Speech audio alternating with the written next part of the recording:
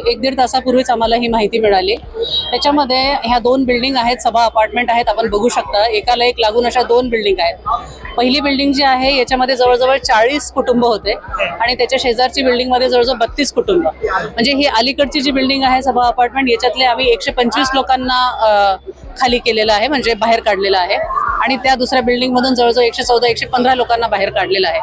आता वसई विरार शहर महानगरपालिकाचं हे असं आहे की सुरक्षा सगळ्यात प्रायोरिटीवर आपण घेत आहोत। सुरक्षा, जीवितहानी कुठलीही नाही झाली पाहिजे या अनुषंगाने आपण त्यांना रिकामा करायला होत आहोत। त्यांनी रिकामा केलेलं आहे आणि तदनुषंगाने त्यांना इथे जवळपास काही लोकांचं असं म्हणणं होतं की आम्ही आमच्या नातेवाईकांकडे जाऊ, तर ते त्यांच्या नातेवाईकांकडे जात आहेत।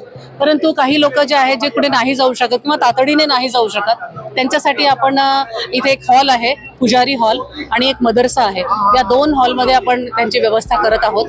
बिल्डिंग C2A मध्ये आलेली आहे, धोकादायक मध्येच आलेली होती ती, म्हणजे तिथे आपण त्याला रिकामी करून आपण त्याला दुरुस्त करायची परवानगी C2A असं असतं।